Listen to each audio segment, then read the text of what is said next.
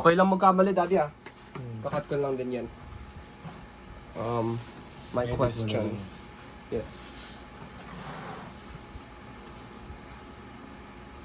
So, ready? So, Let's go. let's go. So, hello and good day. My name is Ethan Mac-Arcangles. I'm with my father today. Hello. Hello. Today we're going to interview my father for the historical event on 1986 EDSA People Power Revolution. So, are you ready, Daddy? I think so. Ready. Pwede mag-Tagalog ah. Okay. Pwede naman, pwede naman. Sige. Ako din magtatagalog minsan. Okay. So, for the first question, how old were you at the time of the People Power Revolution? And where were you and your family living then? I'd be about 18. I was 18 back then, and we were living in Parang, Marikina. Parang Marikina. Okay, so parang malapit ba yun sa ano? Parang parang malapit ba yun sa EDSA or talagang nag-take pa kayo ng sobrang laking Medyo measures para lang malayo bumiyahe? yun. Siguro more or less 1 hour 1 hour na biyahe. from EDSA. Para lang talaga mapuntahan yung rally. Ano? Mm, Okay, thank you. Next question.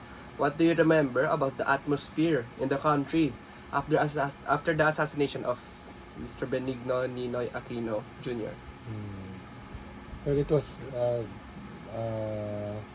there was actually a dramatic change, because Reaction. even before the assassination of Ninoy, there was already discontent amongst the people. May tension na. Mm. Tension. But the prevailing fear the fear was there, the fear of Marcos, because he was a dictator. Mm.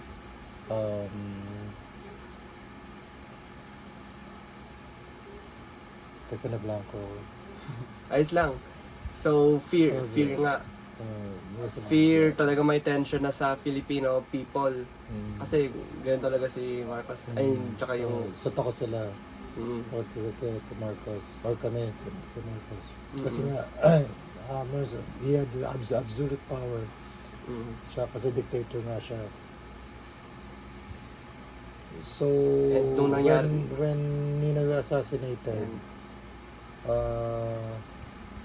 the fear turned into anger, Mm. or because the people felt that it was too much, Mm. and yeah, from after that there were many street protests were held, and the people were Angry. yeah, they took action, and instead of fear, they felt anger, Mm-mm. and yun, natabunan Furious nila. sila. Furious. Oo, na kumbaga yung takot, Nakalimutan yung takot. yung takot na Nasapawan. nalamangan ng ng nasapaw ng galit, ng Mm-mm. no. Knowing din na very very respected na leader si Ninoy Aquino. Respected or mataas tingin. Mm. Actually, yung at that time, kasi ang allegation ni Marcos na communist si Ninoy, tapos but anyway, yeah, respected. Ano siya, he was always against the rule of Marcos. Okay. Although there were fraternity brothers that time, still Pero may tension pa rin Yeah. between sa kanila. Hindi pa rin okay kay may principle si Ninoy na Hindi pa rin okay. na hinawakan, at pinaglalaban yung principles niya that time, kahit na fraternity brothers sila. Okay. So, thank you, Daddy. Next, for the third question. So, what made you or your family decide to personally go to the EDSA rally despite the possible dangers? Tsaka malayo, di ba? Malayo kayo na. Um, we felt that we had to do something, we had to participate. Uh, a big factor was that the Catholic Church called on the people, its followers, under Cardinal Sin to go to EDSA and protect the rebel soldiers. Mm. The rebel soldiers were the ones who broke away from Marcos.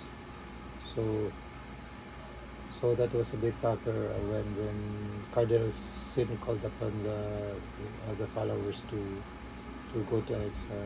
Mm. And yeah, we felt we had to do something. And I remember a line from that was popularized by Cory Aquino when she said that sobra na, tama na. So Parang nag-resonate yung line na yun sa inyo. Parang obligated. Parang, and the people felt that there was no hope for Marcos to step down peacefully. Mm. So a lot of people felt that they had to do something and to be united with other anti-Marcos. So, included kayo doon sa mga nakaramdam ng ganyan na felt something has to be done. Okay. Thank you. Next question. Before going to EDSA, were you willing to attend the rally or were you persuaded or asked to do so? I So, went there voluntarily. Voluntarily. I was mainly with my parents, your grandparents. my I was with them. grandparents. Okay. I was with them, and we were with other groups as well. Mm. There was like an organization we were with. Oh, I forgot the name already. Mhm. But yeah, we were there voluntarily. Okay. So, age pa lang, ka-age, yung age mo at the time, age I mo was ngayon. magkaedad tayo. Magkaedad nun. Grabe naman yun. Parang bata-bata pa nag-isipan. Okay, thank you. Next is, ngayon, experience na sa mismong EDSA. Can you describe what you saw, heard, and felt when you and your family arrived at EDSA? So, when we arrived there, we saw a lot of people. I remember reports that said that it was around 2 million people. So there's a lot of people there. Na nag-attend. We heard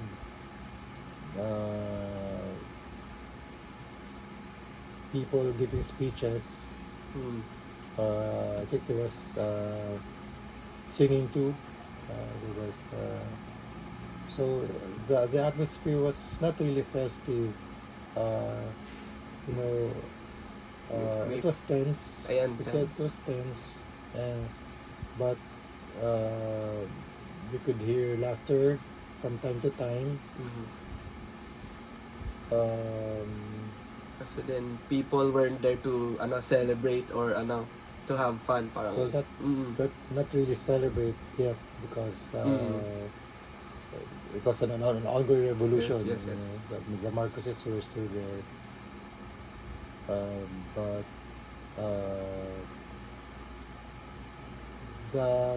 the atmosphere wasn't that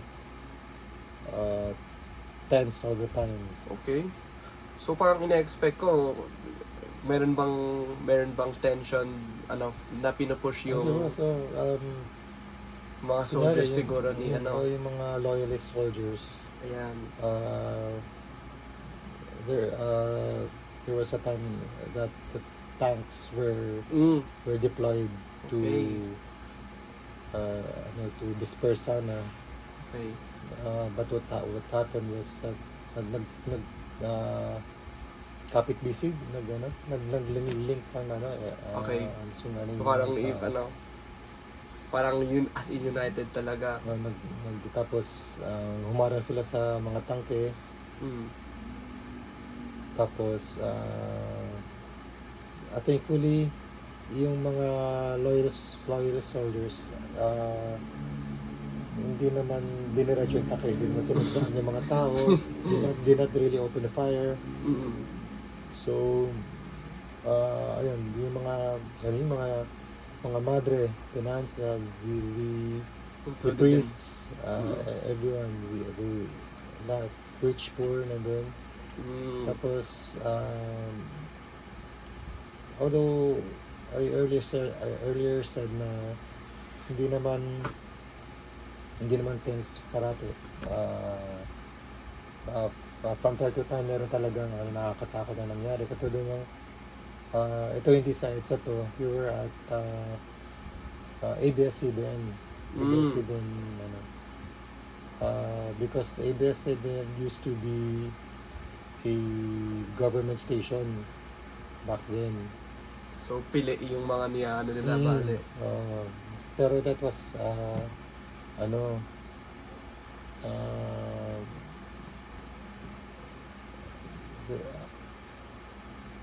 nakuha ng rebels, Yung ABS-CBN. ng ABS-CBN eventually. Tapos eventually nag-air na ng updates yung mga totoong nangyayari. Kasi before hindi yung government hindi yung sinasabi or hindi sinasabi yung katotohanan or kung totoo hindi naman lahat ng katotohanan. So yung eventually take the rebel soldiers took over the station, and but there were still loyalist soldiers around. And there was this one time na merong soldier, may sniper sa taas ng tower ng ABS-CBN. With threat siya, baka kasi mag-indiscriminate firing. So he was taken down by he was terminated by their rebel soldiers. So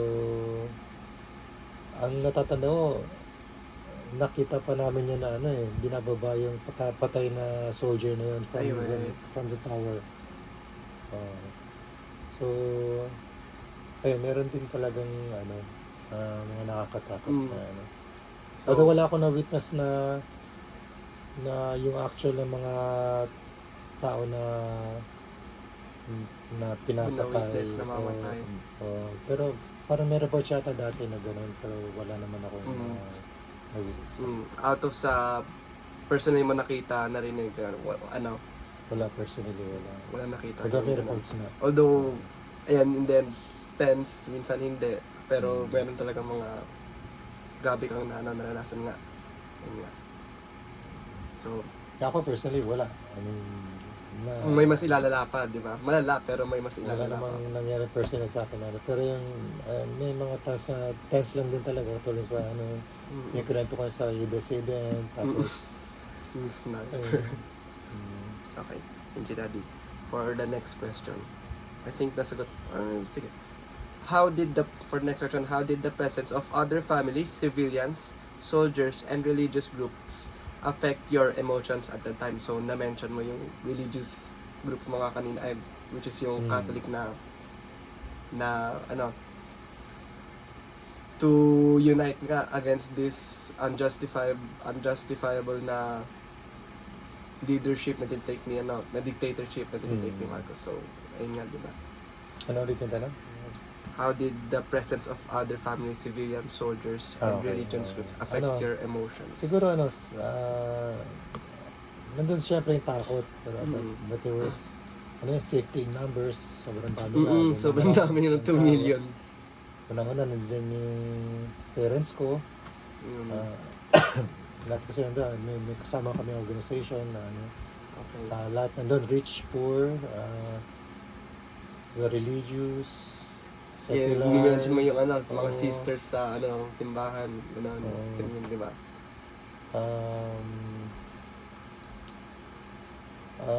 So, ayun mga strength, Mm. safety in numbers. Somewhat feeling ng safety. May safety. Tapos, feeling ko naman, kasi bata pa rin naman ako, Mm-mm. yung, yung feeling ng security pag nandiyan yung parents, hindi naman siguro ako dadali kung saan merong gera talaga na or hindi Tama, naman tama. pagpahamak ng parents ko. Mm-mm. Tapos, yeah, yun. Yun. So, mga nakabawas ng Pero syempre nandun yung takot. nandun pa rin. Naka-influence pa rin yun sa emotion. Pero bawas din, knowing na may mga religious organization, mga ganun, na medyo nag-handle or nag-take charge din. While kayo follow up, parang ganun. Okay, thank you. For the next, okay, nasagot ko na dito. Were you afraid while being there? And if so, what helped you overcome or manage that fear? So, medyo nasagot na, di ba? Alas, ganun din na Security ng parents and people around are specifically groups, religious groups. Tsaka meron kang yung reports na hesitant naman talaga yung mga yung mga loyalist soldiers okay. na i-harm yung yung mga civilian. Mm. So kumbaga hindi naman sila yung parang may konsensya pa rin sila na kahit may order sila na to do this, to do that, open fire siguro or what. Pero hindi naman nila tinutuloy. Yung mga nakaharang na mga tao sa harap ng tangke, hindi naman nila sinagasaan. Yun, so, ayun na, tumitigil naman sila kapag may mga nakaharang. So, parang din yun, yung nakakalakas ng loob, knowing na yung mga soldiers, may hindi naman sila humanity pa rin, mga, parang ganun. So, parang something na na-observe mo yan at the time kasi nandun ikaw. Something na na-observe mo well, na yung tanks mismo hindi ko nakita yun, pero yung sa report sa TV, gano'n. Siguro kasi kaya lumakas na rin loob namin na pumunta. kasi narinig mo na yun. Gano'n na hindi naman ganun kasama yung mga soldiers na Okay. medyo hesitant din naman sila na manakit ng kapwa Pilipino. So kasi baka may narinig din kayo mga patayan doon. So maybe more on the minority yung mga nangyari. Baka lang naput talaga sa critical situation kaya umabot sa di maiwasang patayan. pero, kasi madami din naman yung tao doon. Di talaga maiiwasan. Pero ewan ko lang kung kunyari pag naririnig namin sa news na na isang daang tao na matay kasi pinagbabaril, sinagasaan ng tangke. I doubt kung pupunta pa kayo kung gano'n. Or sasama ako ng parents ko doon, di ba? Kumbaga ayun, at saka ayun nga, isang malaking factor doon yung pagtawag ng church under Cardinal Sin na pumunta kayo sa EDSA, tulungan yung mga protect the rebel soldiers. Baliktad nga yung mga civilians pa nagpa-protect sa soldiers at that time. So kasi outnumbered naman yung rebel soldiers dati na so yan. Okay. Thank you, Daddy. So next is, how did being with your family influence your courage and decision to stay during the rally? Medyo nasagot na yun, di ba? parang gano'n na rin. Family influence, knowing na kasama mo yung parents mo, you had the courage, and as well na ibang groups. So, next, Daddy. So, for the, let's reflect. So, for the next question is, what were your feelings when it became clear that the Marcos regime had fallen? Relief, syempre, kasi wala na yung mga Marcos. Syempre, masaya. At hopeful na for the next administration under Cory Aquino. So ayun, parang at that time parang napaka-bright ng future ng Philippines kasi nga wala na si Marcos, tapos merong incoming na ano na president na Well mukhang respected, mukhang bago pa lang. maayos yung ano. Mm-mm.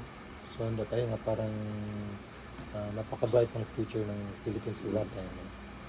Parang nakakahanap din kayo ng comfort knowing na yung efforts nyo nung pumunta ng rally na nag-pay off.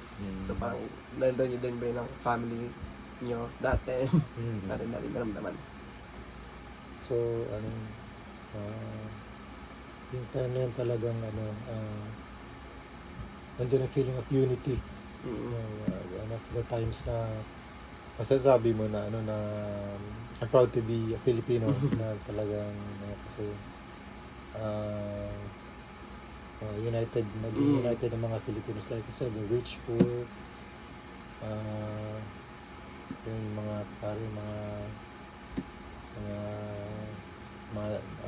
mga laymen, mga secular, yung mga opposition, lahat nag-unite lahat para actually yung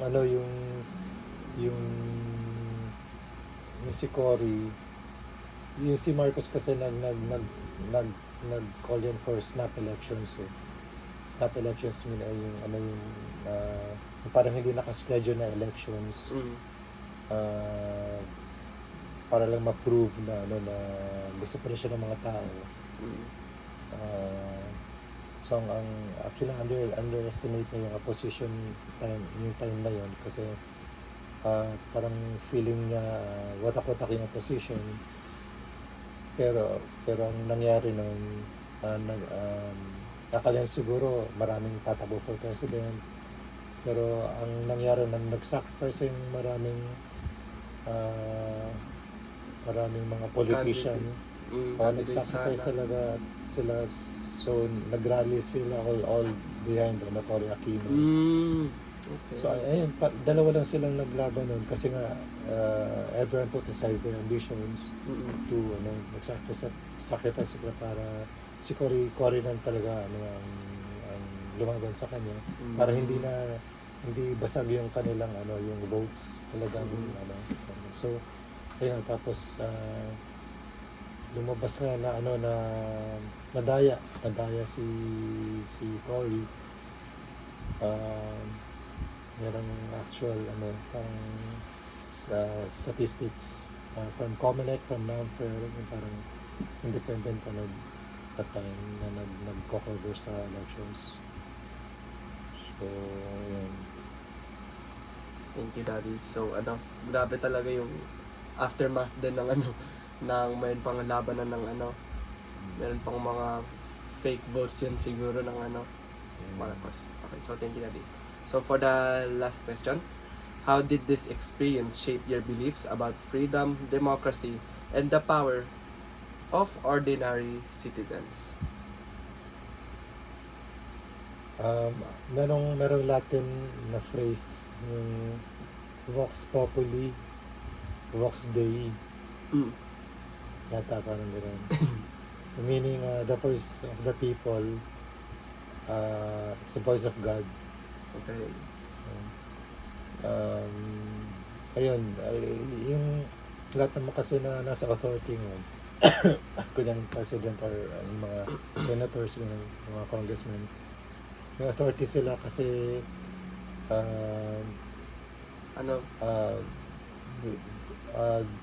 binigyan sila ng authority ng people. Ng people. They speak for the people, dapat lang. Yung mga gino-govern nila, actually, ayun, sila, yung mga tao nag sa kanya, nagbigay ng authority.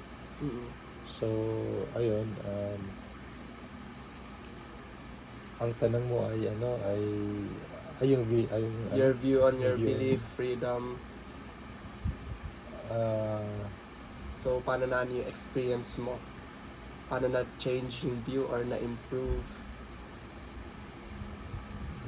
Siguro nabigyan ng unity or para nakita ka ng natagong proudness para sa Filipino people, ganun.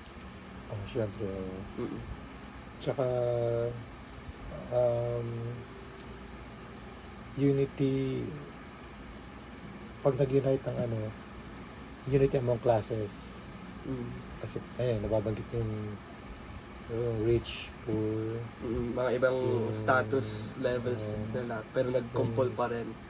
yung yung clergy, yung ano, uh, yung mga sa lahat ng sa society. Pag all classes nag-unite, napaka-powerful nun. Mm.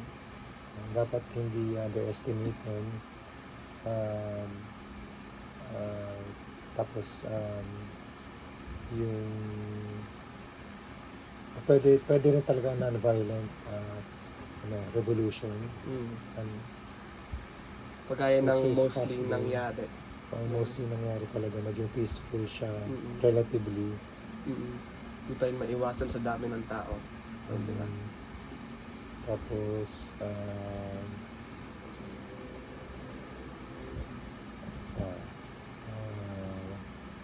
we should not Underestimate. underestimate Ah, yung history. Dapat we should always go back to history. Dapat hindi natin makakalimutan ang history, kasi lessons yun yung mga nangyari.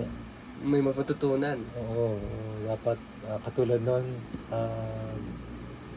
ngayon we should always be vigilant of our nation's leaders.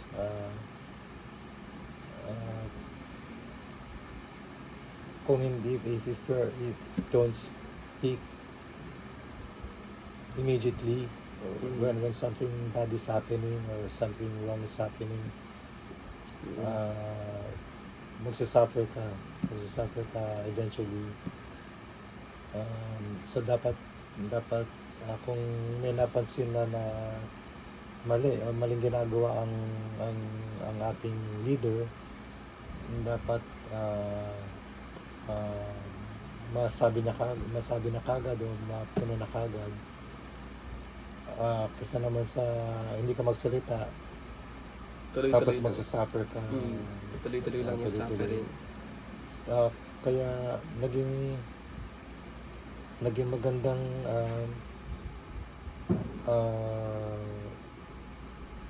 malaking tulong ng media nun to provide us with factual information, yung mga totoo.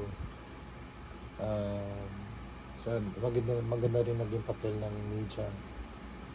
Kasi pag narinig namin sa TV, sa radyo na yung mga katotohanan na nangyayari, Mga yung updates. mga updates, ayun, so hindi kami left in the dark. Alam namin yung mga nangyari. Parang Tapos na-appreciate mo na lang. Na-appreciate. lumalakas ang loob. Basta ayun, yung time na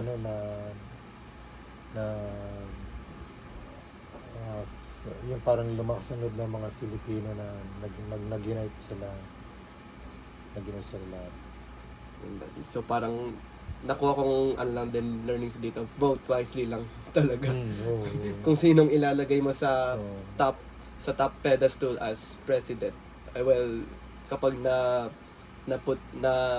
made official yan, medyo mahirap mag-back down doon. Knowing na ano ba nangyayari before mag-elect ng president, boboto yung mga tao. So medyo aligned din yun sa sinabi mo na yung magbibigay ng power sa mga high authorities Mga na yan, tao din. mga people lang din. So mag-advise lang sa mga people siguro, and vote wisely siguro na. Vote wisely. Vote wisely. Meron pa ako isang point na nakalimutan. Pero, so, yeah, Bago mag-close off, Daddy. Yeah. Ito lang. Vote wisely. Baka advice para sa everyone watching right now, future generations din. So, meron din ba masasabi? Mga advice lang. Yung parang kanina na rin, at saka yung sinabi mo, vote wisely. At saka sabi naman nila, sabi nila na pare-pareho naman yan sila. You just have to choose the lesser evil. Pare-parehas evil lahat. Sabi Mayroon nila, mas evil. Ano Sabi sabi nila. nila? So, Agree ka dun. Uy. so ayun, wala naman din kasing ano eh, siguro 100% na clean, malinis na pag nasa position ka na gano'n, mayroon din naman mag-judge na siguro yung sa katulad ngayon, yung ano ngayon, yung corruption ngayon, di ba, yung di ba kapag medyo temptation na million, billion yung nakakuha mo, di ba? Pero kaya nga sabi nila, choose that. Siguro ang i-vote mo na lang yung pinaka-konti nakuha. Baka ibig sabihin, ayun yung pinaka hindi na gano'n. Hindi na siya bumili ng pinakamabait boto. among the rest. So, Ano lang. ayun, Ano din, Daddy? Important talaga yung magkaroon ng healthy amount of skepticism naman talaga sa lahat ng tao. Tsaka lalo na sa mga bubutuhin eventually authority.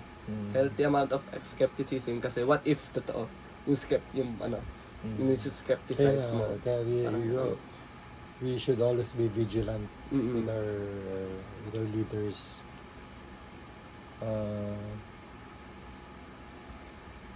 Yung ngayon, dumating sa point na yung corruption ngayon, at least si Marcos Jr., inano niya, gumawa siya ng committee, na ironic nga, kasi, di ba, tatay niya yung naging under his father's rule Footstep. na Rule.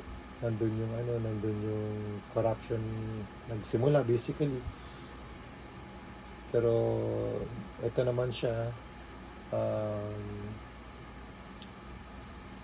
Opposite. pinapa-investigate yung nangyari dun, specifically dun sa ghost projects, sa flood control na yan. So pero sana Successful.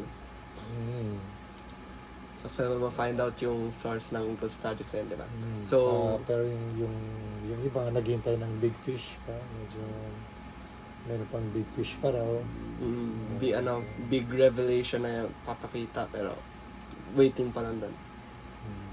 In the end, Daddy, sana okay na yung ghost projects and sa People Power Revolution na naganap at the time. Sana hindi maulit na lang sa present or the near future. Yun na, Daddy. Sana hindi maulit yung Maulit. nangyari dati. People Power Revolution, opo, na nangyari at the time. Yung Kaya nga, ayun, vigilance, tapos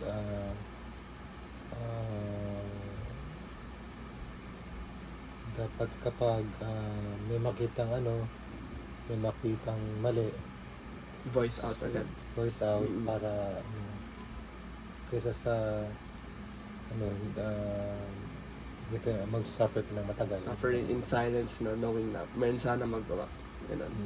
So, voice out talaga. Yun lang, Daddy. Yeah. Thank you. Thank you for attending my interview. Very appreciated. You're welcome. Thank you. So, my Daddy and interview's done. Thank you. Bye. Bye.